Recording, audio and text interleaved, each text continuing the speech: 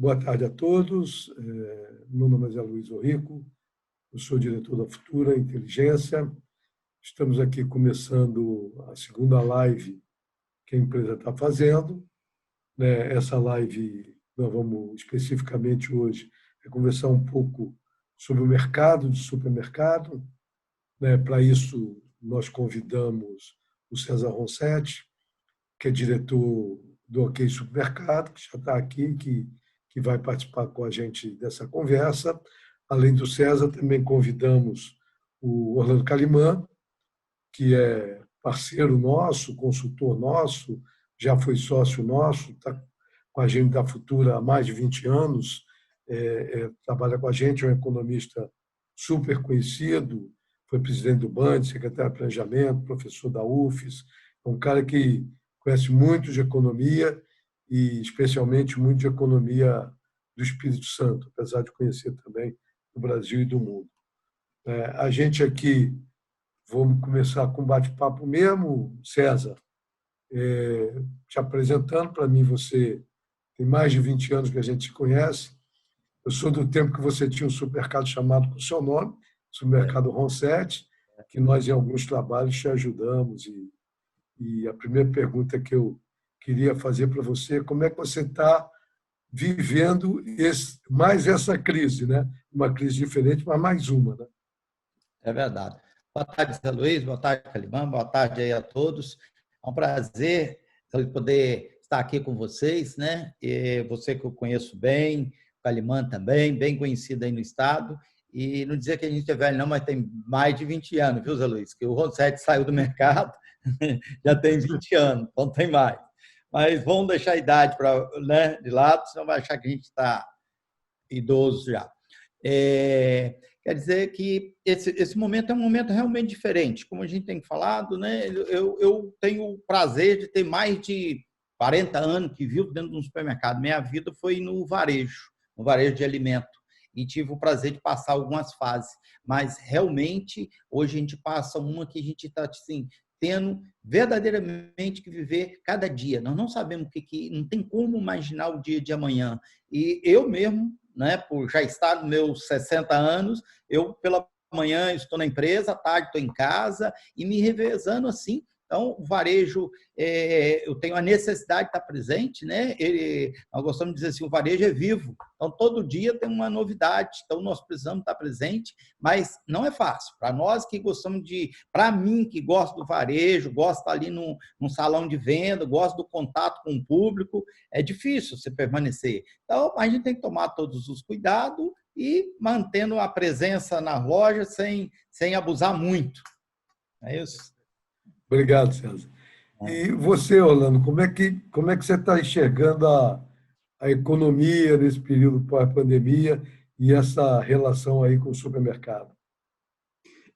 Na verdade, como a gente já estava comentando, né, o setor do supermercado é um setor talvez menos afetado pela crise, né, do coronavírus, né, e pela crise da economia, né?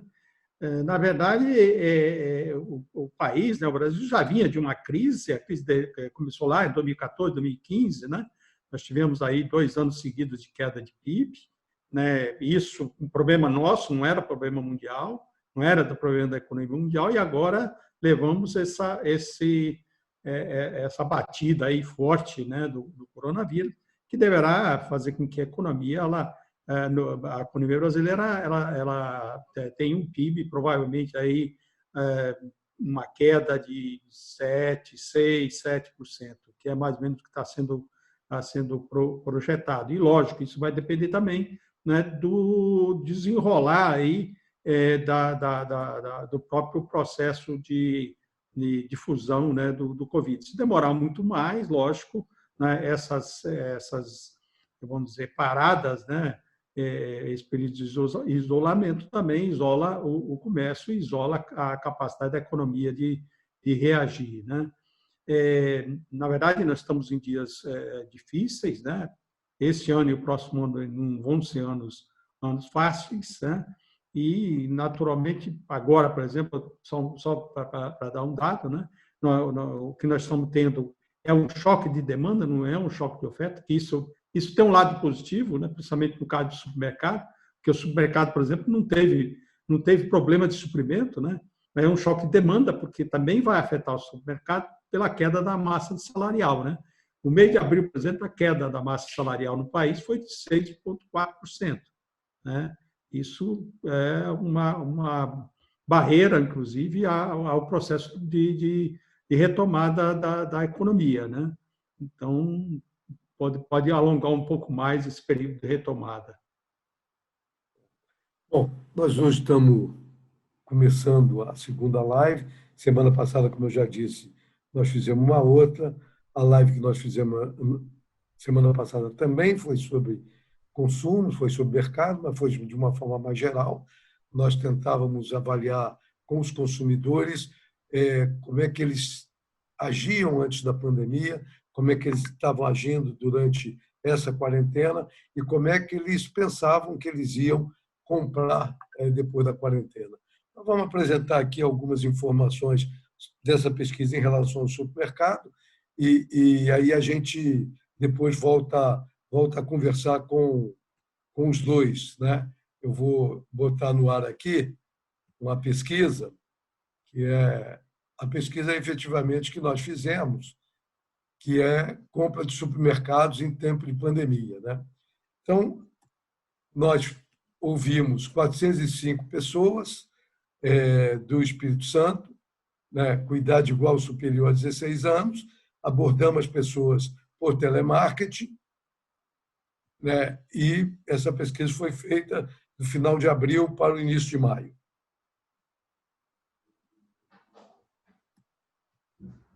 Em frente, prendeu um pouco aqui, deixa eu dar um stop share aqui, voltar ela lá de novo. Deu uma congelada.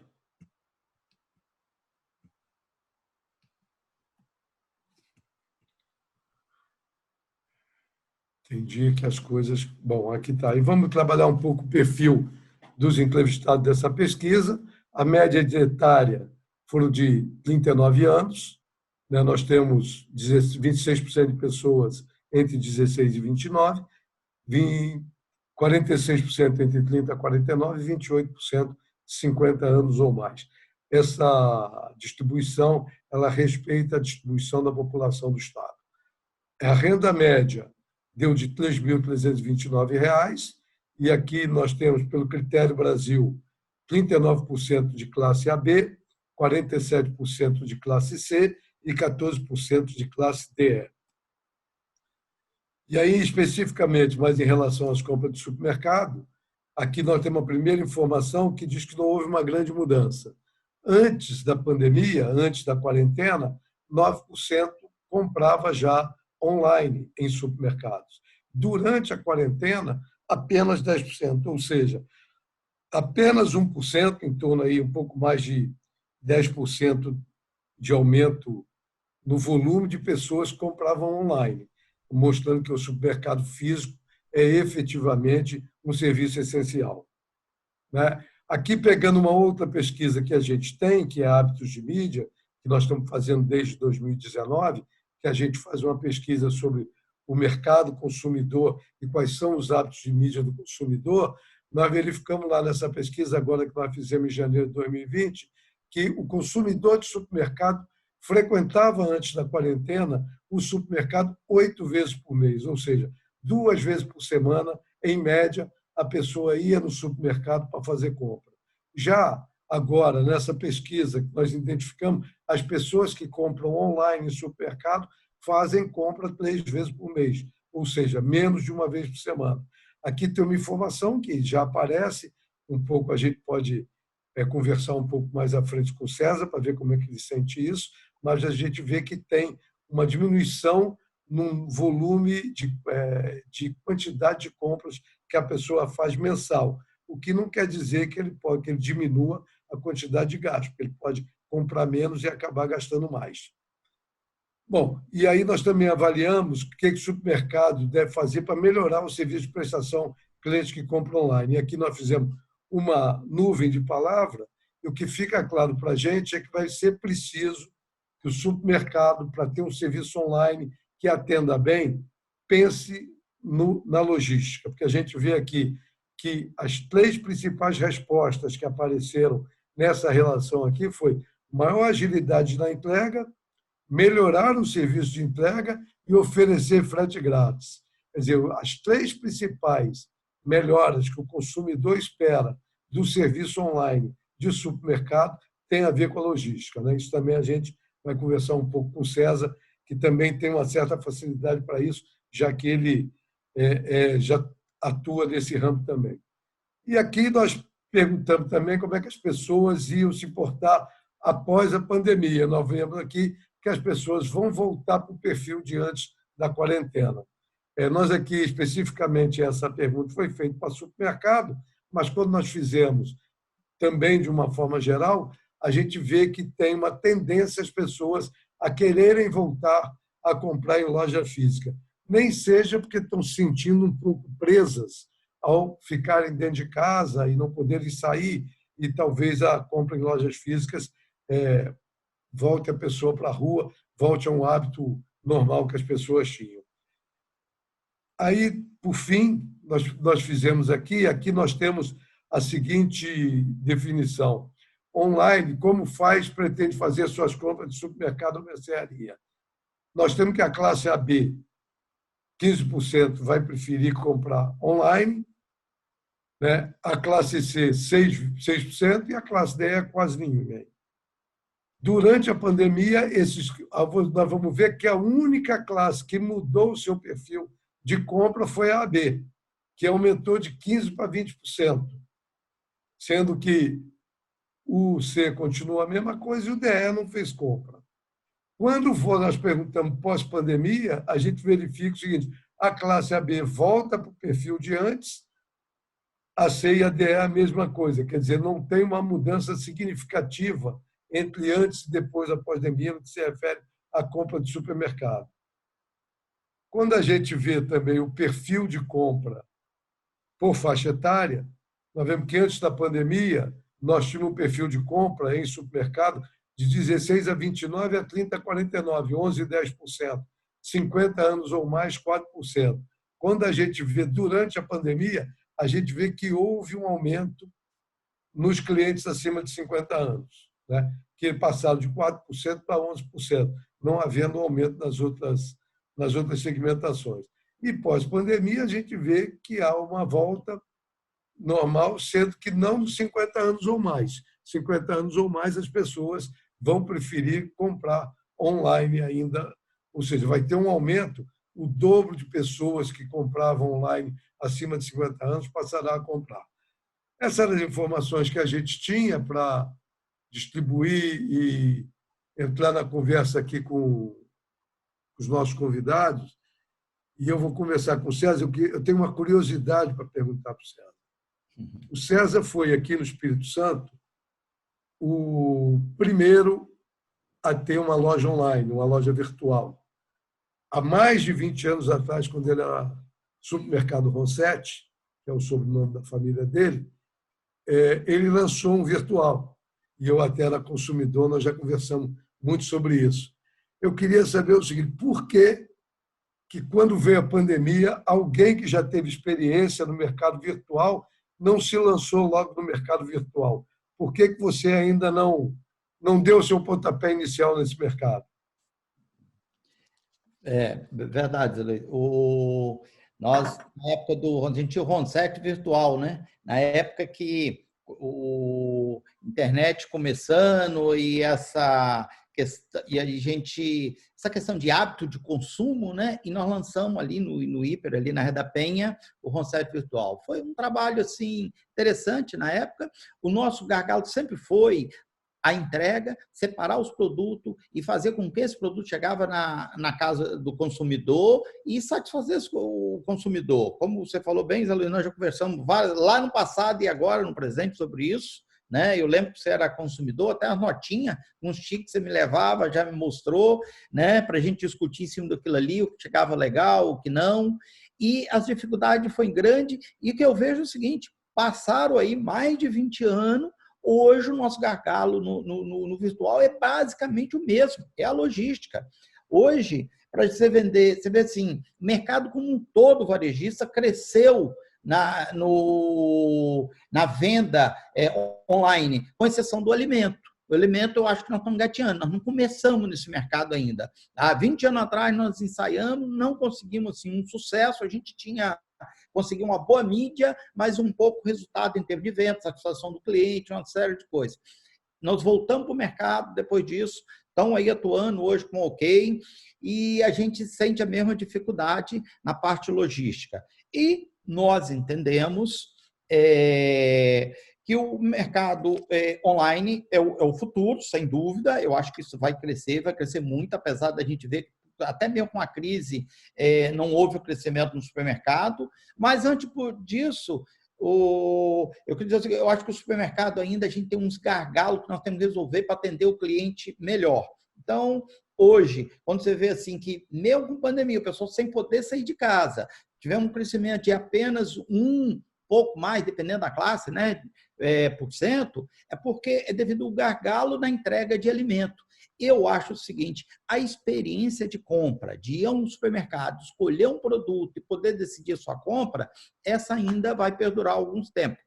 E eu digo mais, eu acho que nós, supermercado, nós atrasamos, estou muito atrasado. Eu, nesses 40 anos de supermercado aproximadamente que tenho, eu passei assim, Zé Luiz, olha, eu vi a mercearia lá atrás de secos e molhados, onde você atendia o cliente, vendia produto no quilo, atendimento personalizado, passamos o autosserviço, onde a pessoa se atende, a chegada nos anos 70, final de 60, 70, dos hipermercados, 70 e pouco chegou os primeiros hipermercados no Brasil, toda essa transformação. E se tem um setor no supermercado que eu acho que tem que evoluir, que não evoluiu, é o caixa.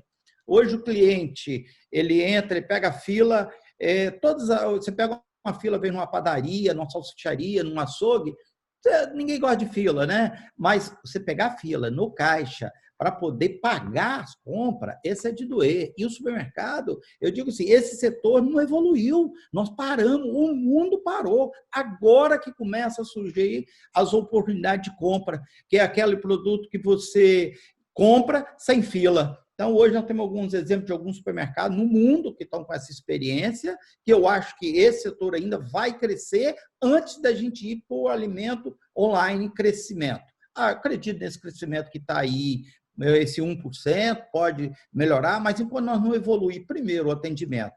E acho que seria assim, o que é essa aí no comprar no supermercado? As pessoas devem colocar assim, compre sem fila, porque comprar mercadoria é bom, difícil é na fila, para pagar ainda, né? Orlando, deixa eu te perguntar, nós que da Futura e já fizemos tanto trabalho nessa área, você concorda com o César? O gargalo é o check-out ou tem outros gargalos também que você enxerga? Primeiro, eu concordo com a prudência dele e não ter avançado. Eu acho que é uma atividade, como diz, existem certos conflitos ainda de você trabalhar um supermercado e passando gradualmente para online. Porque você tem aí processos diferenciados, né, que exigem, inclusive, procedimentos diferentes, né? Controle de estoque, um comprador que entra na loja física, ele compra, bota no carrinho, vai no caixa, registra, né, e dá a baixa lá no estoque, né?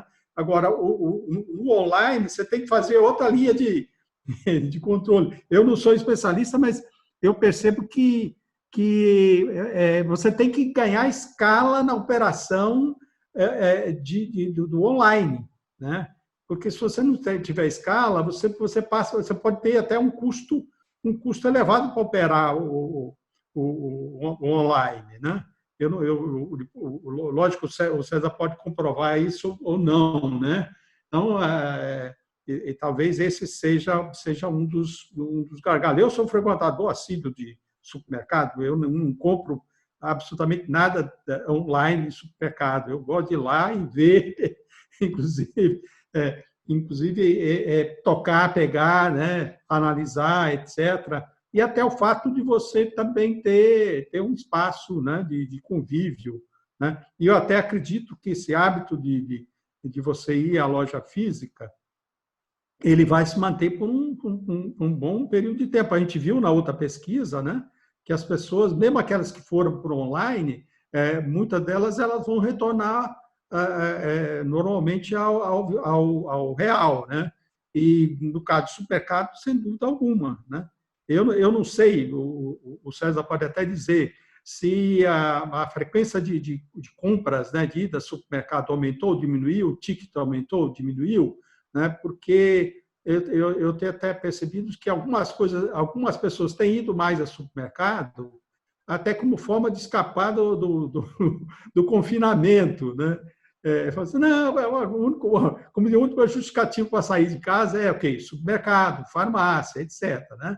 Então, provavelmente, assim como nós tivemos uma corrida ao supermercado logo no início da pandemia, não sei se você lembra, né? E aí me reporta até um fato também que ocorreu agora na reabertura lá nos Estados Unidos, né? O Walmart vendeu em 2 dias o que ele venderia em praticamente mais de uma semana, né? Porque houve o retorno, as pessoas saíram do confinamento, né? E se extravasaram, né? E foram à compra. Tanto é que o Walmart teve que aumentar, não sei, 150 mil novos empregados, né, para atender essa corrida que houve. Então, o César pode ajudar nessa avaliação que eu faço. Eu queria até eu queria só voltar um dado da pesquisa aqui, Orlando, que me chamou a atenção. Como é que o César acha que os supermercados vão se preparar para isso? A única coisa, para a gente conversar, talvez a última coisa mais voltada diretamente à pesquisa. Como é que os supermercados vão poder se preparar para atender a faixa etária mais alta, que aqui pela pesquisa foi a única modificação que houve, tanto no comprar a mais, quanto no permanecer depois da quarentena comprando online. Como é que se prepara para atender essa faixa etária? Ou se não, se vai se tentar manter a mesma lógica que se mantém para o consumidor de uma forma geral? Bom, eu acho que é o seguinte, o supermercado, a venda online é uma realidade. Eu acho que vai crescer devagar. Concordo plenamente com a observação que o Calimã fez.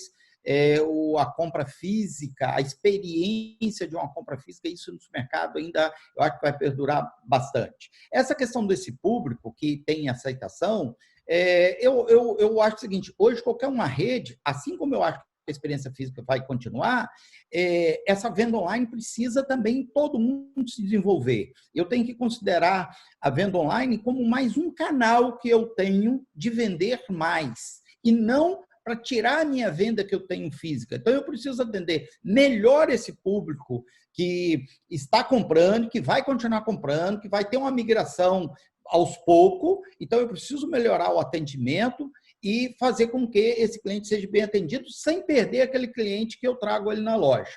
O Calimã falou uma coisa, questão do custo. Realmente, hoje, o custo de uma operação online ainda é caro.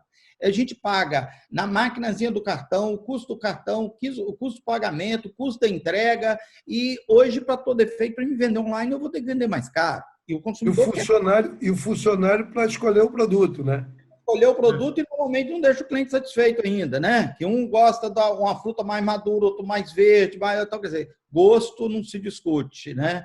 Então, quer dizer, a gente tem esse gargalo aí para poder resolver. Então, quer dizer, você está correto, eu concordo plenamente. Nós temos custo e tem a dificuldade da operação. Com isso, eu acho que hoje a gente tem que encarar online, é como se eu tenho mais um segmento no meu setor. Vende atendendo a pessoa, a experiência física que ela vai na loja, eu vou atender também online para atender esse outro consumidor. Mas a experiência física, eu, por exemplo, se eu estivesse aqui divulgando para vocês, pode ir lá no OK, qualquer hora comprar, você não tem fila para entrar e nem no caixa, compra e vai embora. Não é uma maravilha? Então, é isso que nós precisamos adiantar. Eu acho que o setor de caixa, o check-out da loja, está ultrapassado. Nós temos que crescer. As vendas com self-checkout, como... Eu considero esse o maior problema do supermercado hoje. Tem dúvida. Você vê que eu acredito que maior número de pessoas, custo operacional que nós temos hoje está no check-out. Hoje nós temos um custo no check-out tão grande como um açougue e uma padaria, se não for maior, porque essa operação ela é lenta, ela está atrasada, ela está ultrapassada e é onde eu mais aborreço o cliente. Isso porque os meios de fiscalização muito rígidos, isso impede, às vezes, alguns avanços de tecnologia. O cliente, você pega uma compra, você tem um prazer de entrar numa loja, você vai lá numa adega, escolhe um vinho que você gosta, escolhe um queijo, escolhe uma carne, uma boa verdura, e depois vai para a fila, com um carrinho na sua frente, pensando em pagar a conta. Né? Então, quer dizer, você tem um desprazer na hora de sair na loja. Então, eu acho que nós precisamos... O mundo, e a gente vê isso no mundo inteiro. Eu tenho alguns exemplos de uma loja como Amazon Go, né? Que você entra, põe a mercadoria e sai, paguei. Eu tive na loja, aí eu estava com até meu genro, ele perguntou assim, o que você achou? Eu falei, que sensação gostosa, comprar e sair sem pagar, porque eu saí com a mercadoria, ela já estava no meu cartão, né? Então, é uma sensação gostosa. Eu acho que isso nós precisamos desenvolver. Tem uma loja do Pingo Doce lá em Portugal, fazendo propaganda aí, né, numa rede, mas não atua aqui no Brasil, Zé. O Pingo Doce Go, ele abriu essa loja dentro de uma faculdade, universidade, está desenvolvendo, e ele, assim, com um depoimento assim, tremendo de pessoas encantadas pela possibilidade de ir, comprar, sair, já está pago, não tem fila no caixa. Então, eu acho que nós precisamos melhorar o atendimento do nosso consumidor e encarar a compra online como mais um canal de venda, ou mais um concorrente, ou mais uma forma. Eu sempre tive uma dúvida. Eu sempre, até acho que já te fiz essa pergunta uma vez, mas deve ter muito tempo, vou te fazer de novo. Uhum. Por que o supermercado tem check-out para pequenas vendas e não tem check-out para grandes vendas? A gente teria que atender bem as grandes compras, né? Eu falo com você o seguinte, eu acho que a gente tinha que ter o check-out para atender todo mundo, devia ter nem para pequeno nem para grande, entendeu, Zé? Acho que o cliente chegar ali, todos teriam que sair rápido. Mas eu estou trabalhando aqui na ideia que você está trabalhando de que a pessoa chega e tem que enfrentar uma fila. Para você, empresa, o cara que vai te deixar lá 30, 40 reais de ticket para passar, ser tratado de uma forma melhor do que o cara que vai te deixar um ticket de 1.000, 1.500 reais, na minha cabeça isso não entra muito, entendeu? Eu ficava imaginando sempre que é o seguinte, quando o gerente ou alguém, funcionário seu, visse no supermercado alguém com 2 carrinhos abarrotados, ele ia pegar, ia botar gente para empurrar esse carrinho, ia botar esse cara sentado numa sala com ar-condicionado para pagar. Porque ele representa 70 caras que estão comprando 5, 3, 4 produtos. Eu sempre pensei isso. É como se aquela linha de raciocínio que a gente faz assim, esse cara está com uma compra pequena, tira ele logo da fila para não atrapalhar o cara que está com uma compra grande. Né? Mas é legal assim a observação, é como você ter caixa exclusivo, você vê assim, caixa para idosos, eu tenho 60 anos, aí lá eu tenho que ir para caixa eu posso ir no caixa do idoso, né? Aí chega a dar um constrangimento. Então, quer dizer, eu acho que hoje o caixa, nós precisamos evoluir e fazer com que tenha velocidade. Você imaginou a experiência de compra? Eu tenho um aplicativo no meu celular, eu tiro a mercadoria na sessão, ela já está registrada. A hora que se eu devolver, eu dou baixa. A hora que eu saio, eu vou embora. Quando eu acabei de sair, chegou a fatura no meu cartão, a loja filmada e tudo. Eu acho que é para isso que tem que caminhar. Nem grande, nem pequeno tem que ficar na fila. Né? Eu acredito assim, muito. O supermercado sem fila. Entendeu? Fila na hora de pagar, hein, Zé Luiz? Eu acho que quando a gente está numa fila assim... Você tem razão. Essa lógica que você falou aí da Amazon é perfeita. Você entra, bota os produtos que você tem que botar provavelmente na sua bolsa, né? A pessoa já deve levar um lugar dele recolher as coisas, e ele sai do supermercado como entrou. né? Que é porque quer dizer, a compra é uma experiência, a compra é um prazer para a maioria das pessoas. Quer dizer, e o pior momento da compra é o último. É, É o que você falou. O pior momento da compra já é o momento do pagamento. E você ainda tem que entrar numa fila para viver o pior momento da compra. Realmente não é uma coisa muito agradável, né? Você já pensou, olha, o índice de maior devolução dentro de uma loja, que o cara mais desiste da compra, é a hora que ele chega no caixa. Porque a hora que você vai comprando no supermercado, tudo é agradável. Você pegou ali uma carne, você imaginou em fazendo um prato muito gostoso, né? Um pão, um queijo, um vinho, de acordo com o gosto, tudo coisas gostosas e te traz memórias boas. A hora que você está na fila do caixa, o pessoal, aí você começa. Comprei muito. Tem o meu dinheiro vai dar? Estourei o valor. Então, quer dizer, é a mensagem. A gente fala assim com a equipe, nós temos que fazer com que o cliente saia o mais rápido possível, porque é a hora que ele tem maior mensagem negativa. Quando ele chega no check-out para passar com a menina, às vezes a operadora de caixa tem nem problema nenhum, mas o cara já está naquela. Porque ele estourou o link, cobrou mais que devia, não deveria ter feito, e ele teve um prazer e teve um desprazer. Então, quer dizer, você fez tudo na loja para o cara comprar muito, ele comprou e no final ele ainda sai com raiva. Trago tudo. E você vê assim, o maior índice, você pode pegar aqueles self-checkout, fica junto do checkout, constantemente você tem mercadoria de devolução. É ali que o cara desiste da compra, que é a hora que ele começa a fazer conta. Então, quer dizer, é a hora que ele tem maior mensagem negativa. E esse setor, nos últimos 40 anos, não evoluiu. Esse setor parou. O caixa não parou. Se você lembrar atrás, qual outro tipo de compra que nós tivemos agora que está tendo self-checkout? Você chega lá e passa. Mas até pouco tempo atrás, há 40 anos, nós estamos nesse setor parado. Então, eu acho que nós temos que precisa evoluir. E evoluir nisso aí, eu acho que a gente vai melhorar a satisfação de compra do consumidor. Orlando, como é que você acha que os supermercados podem, além dessa questão do check-out, que está muito claro, que os supermercados podem melhorar a experiência de compra do consumidor? Que a gente mexe aí, você vai fazer qualquer palestra de qualquer marqueteiro, hoje as pessoas falam, não, o consumo é uma experiência de compra, a pessoa tem que chegar lá, tem que ter prazer. Como é que você acha que especificamente esse segmento de supermercado pode melhorar a experiência de compra, esquecendo um pouquinho a área de check-out? Eu acho que até a pesquisa ela traz alguns pontos, né? Que, no caso da online, era mais visível, né? Que é o fato de você não estar presente na compra e você, às vezes, não recebe o produto na qualidade devida, né?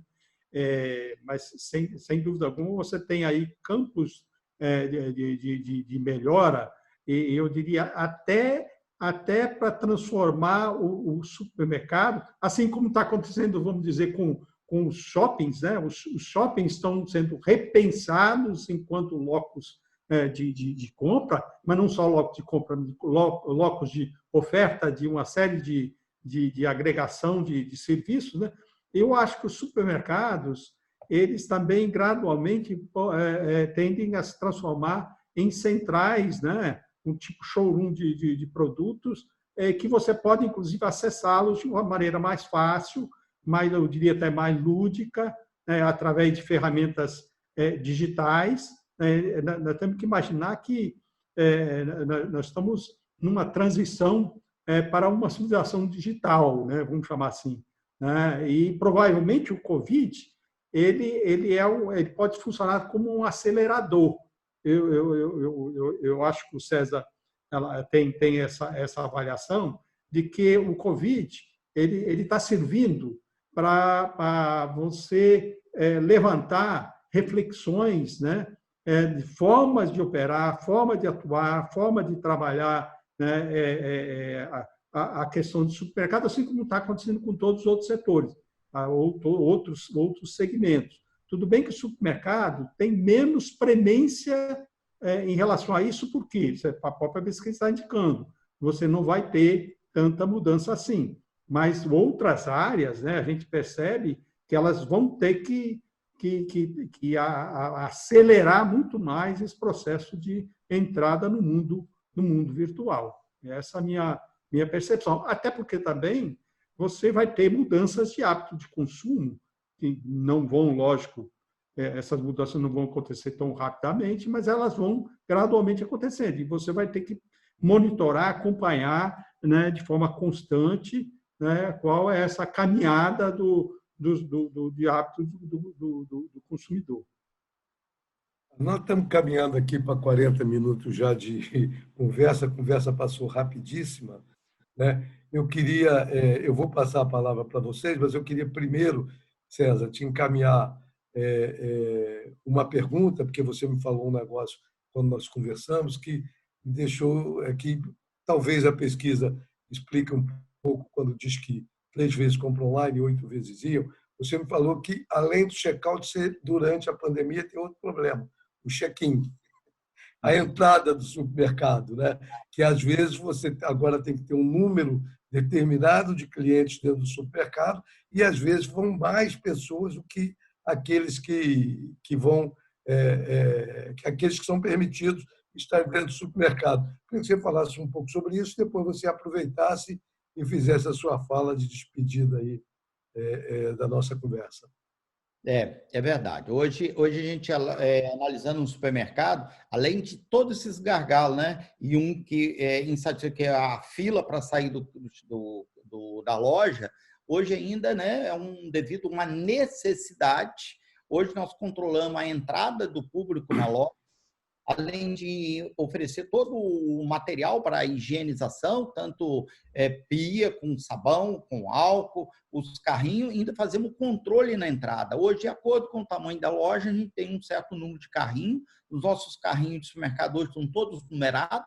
Então, a gente controla pelos carrinhos e também usamos a ficha para controlar o número de público. Então, eu acho que é passageiro, mas nesse momento o cliente tem mais um dissabor ainda, além do check-out, que é ele enfrentar uma fila. Eu costumo dizer assim, a gente tem que complementar, agradecer o cliente, pedir desculpa na entrada, porque vai atender ele mal, porque hoje, infelizmente, o nosso contato tem que ser frio, tem que ser de distante, o cliente tem que entrar, dependendo, você pega um final de semana, o cara pega uma fila para entrar no supermercado. Então, hoje teria que...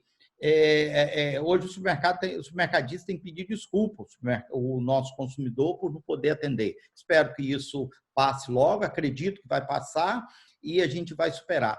Só um detalhe que foi falado na pesquisa, uma correção é o seguinte, hoje realmente o número de clientes, conforme constatou a pesquisa, o menor cliente indo na loja, e nós tivemos um crescimento, uma diminuição do número de público na loja, em torno de 25% a 30%, em média, teve loja até com 50% menos o público, então, quer dizer, confirmo que está na pesquisa, que o cliente ia 8 vezes, está vindo menos, e o ticket médio da loja cresceu.